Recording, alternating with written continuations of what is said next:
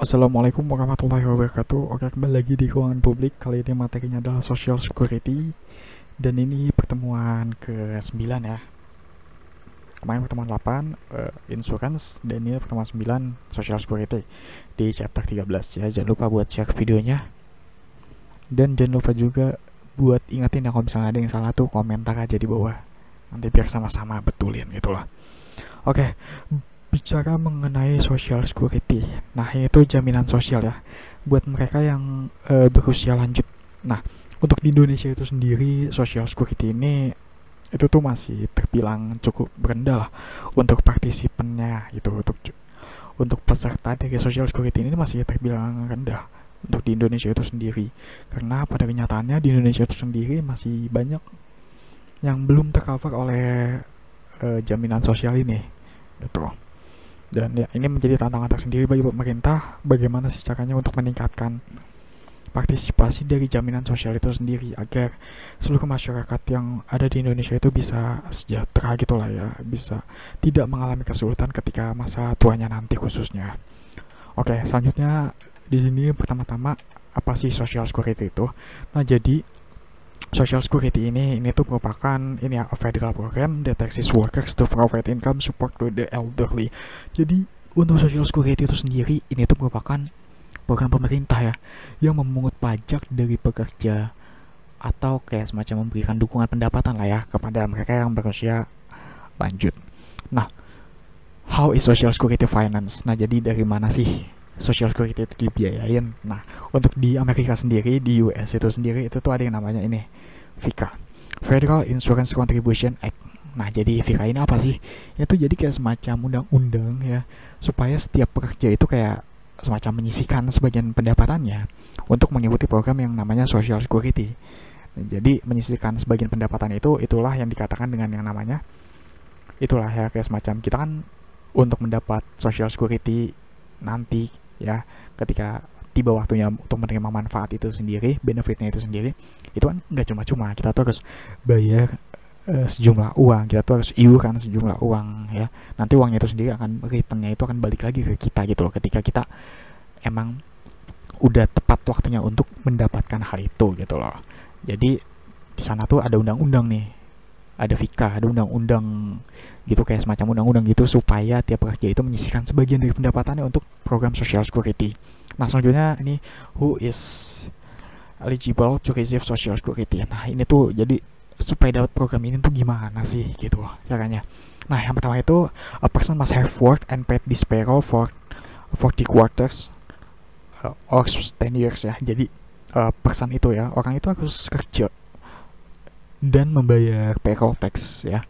Payroll taxnya ini kayak semacam sebagai iuran gitu lah ya, iuran untuk ikut Social Security. Ini tuh minimal itu 10 tahun over their lifetime ya, minimal itu 10 tahun, dan dia itu juga harus must be age 62 or older. Jadi usianya itu sendiri itu juga harus 62 tahun atau lebih tua, karena itu sendiri ya, untuk di US itu dia itu kan usia pensiunnya itu sebenarnya itu 65 tahun sih, tapi 62 tahun ini tuh udah bisa buat klaim uang pensiun, buat klaim benefitnya itu sendiri. Oh ya, kalau misalnya nanti gue ngomong benefit gitu, itu tuh uang pensiun ya, bisa dikatakan sebagai sama aja kayak uang pensiun atau manfaat yang diterima ketika pensiun itu nanti kayak, ya simpelnya sih uang pensiun sih. Kalau misalnya nanti gue ngomong benefit apa sih benefit ini? Itu tadi benefit itu ya manfaat sih, sebenarnya manfaat yang diterima ketika pensiun itu nanti, kalau dalam kasus ini ya.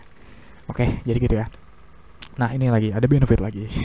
Oke, jadi how are Social Security benefit calculated? Jadi di sini tuh cara menghitung benefit dari Social Security itu seperti apa sih? Nah, jadi benefit Social Security ini nanti ya akan diterima dalam bentuk yang namanya annuity payments ya. Beneficiaries receive annuity payments. Nah, annuity payments ini apa sih?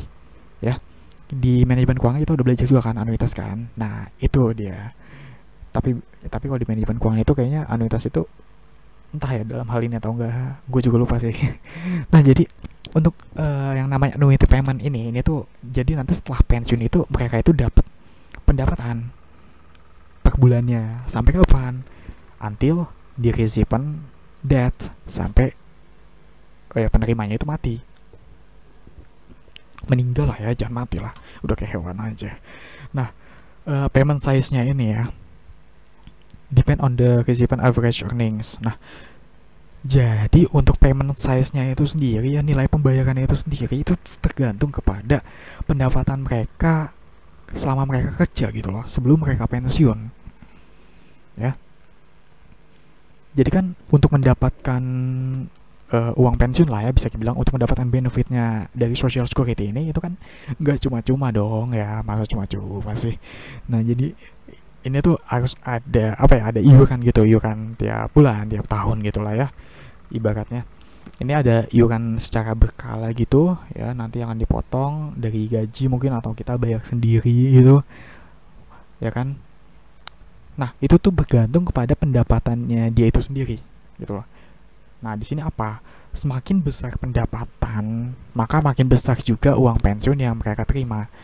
Ya udah jelas dong, kita ngasih 10.000, ya kita nanti nerimanya tuh ya nggak jauh-jauh dari 10.000 itu. Masa kita mau nerimanya 1.000 gitu nanti ya, itu kan ya kayak aneh aja gitu loh, nggak adil, nggak menguntungkan kok kayak gitu. Buat apa ikut ya, mending kita save aja ya uangnya, disimpan di mana gitu ya, di bank gitu atau apa gitu ya. Nah, jadi itu ya, semakin tinggi pendapatan ketika masa kerjanya ya, ketika aktif bekerjanya itu, maka makin tinggi juga uang pensiun yang diterima. Nah, inilah yang dikatakan dengan yang namanya replacement rate. Itu merupakan rasio dari benefit yang diterima ya, dari benefit yang diterima atas pendapatannya gitu lah ya. Nah, terus selanjutnya di sini ada kurva ya, ada kurva. Nah, kurva ini tuh menggambarkan apa sih? Ini tuh menggambarkan ini loh, average indexed morning earning, AIME, dan PIA, primary insurance amount.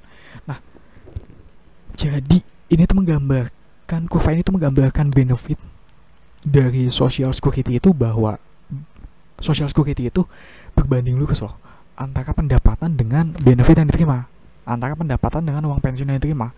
Jadi semakin tinggi pendapatan ya, seperti yang tadi udah gue bilang sebelumnya, sebelum ini banget, itu tuh semakin tinggi pendapatan itu tuh, maka ya benefitnya juga, uang pensiun yang diterima itu juga akan makin tinggi gitu loh.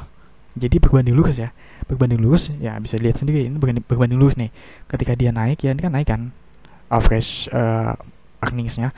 Nah, maka ini benefitnya naik juga ya kan. Yang sebelah sini naik lagi nih, ini juga naik lagi ya enggak ya kan. Jadi dia berbanding lurus ya, semakin tinggi pendapatan maka benefitnya juga akan semakin tinggi. Nah, kurvanya ini bisa kita lihat nih, kurvanya ini agak landai ya, makin lama nih mungkin akan lurus gini kali ya, lama-lama ya. Artinya apa kok kayak gini? Sebelumnya kita udah belajar loh, apa diminishing ya nggak sih? Artinya apa diminishing? Jadi setiap penambahan benefit itu makin kecil ya. Jadi ketika makin nambah penghasilannya itu ya, benefitnya itu bertambah iya, tapi penambahannya itu makin kecil gitu loh, paham kan? Nah, misal dari ini contoh lain ya, contoh lain mengenai diminishing ya. Misal dari satu pekerja ke dua labor ya, satu labor dari satu labor nih, terus kita nambah jadi dua labor nih, maka di satu labor itu kita bisa menghasilkan barang itu sebesar 3 misal. Nah, pakai dua labor itu tuh kita bisa menghasilkan barang sebesar 6. Nah, tapi ketika kita nambah labor lagi satu lagi, itu tuh kita bisa menghasilkan barang cuma 7 gitu loh. Artinya apa? Dari satu labor ke dua labor itu tuh mengalami penambahan berapa? 3 kan. Nah, dari dua labor ke 3 labor itu penambahannya cuma 1. Nah, itu jadi penambahannya itu makin sedikit, penambahan benefitnya itu. Jadi penambahan benefitnya itu tadi itu semakin sedikit gitu loh. Tapi benefitnya tetap bertambah. Iya, tetap bertambah benefitnya ya. Oke, jadi seperti itu ya. And then di sini application-nya, why choose 35 tahun ya. Kenapa 35 tahun ya? Ini jadi 35 tahun ini apa sih 35 tahun? Nah, jadi gini. Jadi nilai benefit yang dihitung itu tadi itu tuh berdasarkan periode 35 tahun terakhir ketika mereka bekerja ya. Jadi kan kita kan menerima benefit nih ketika pensiun, menerima uang pensiun lah ya ketika pensiun. Nah, itu tuh dihitung dari mana sih? dihitung dari pendapatan 35 tahun kita ketika bekerja, 35 tahun terakhir ya. Karena itu sendiri kan pendapatan itu memengaruhi uang pensiun yang kita terima kan. Semakin tinggi pendapatan maka uang pensiun itu ya makin tinggi juga yang kita terima gitu loh nantinya. Nah, yang jadi pertanyaan itu di sini tuh kenapa harus 35 gitu loh. Kenapa enggak 5, kenapa enggak 10 gitu ya kan. Nah, jadi ada beberapa hal yang menyebabkan 35 ini dipilih. Contohnya nih ya. Contohnya di sini itu ini loh. Ketika windownya ini semakin kecil ya, to short a window ya, maksudnya windownya ini semakin kecil tuh ini loh. Misalnya kayak tahunnya itu kita ambil itu kayak semakin kecil gitu loh. Misal kita ambil 5 tahun lah ya. Misal untuk perhitungan benefitnya itu diambil dari 5 tahun terakhir aja gitu.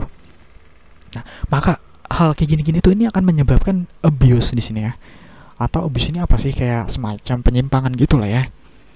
Jadi kalau misal nih diambil cuma 5 tahun terakhir masa kerja ya, maka orang itu akan cenderung bekerja maksimum, bekerja berlebihan gitu di usia menjelang pensiun gitu loh.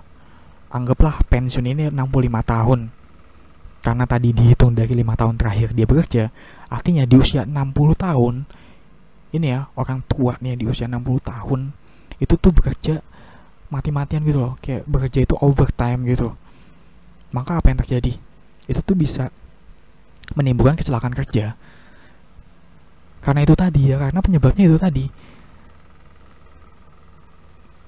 Benefitnya itu dihitung dari 5 tahun terakhir. Ya. Jadi supaya pendapatannya tinggi, maka orang usia 60 tahun ya.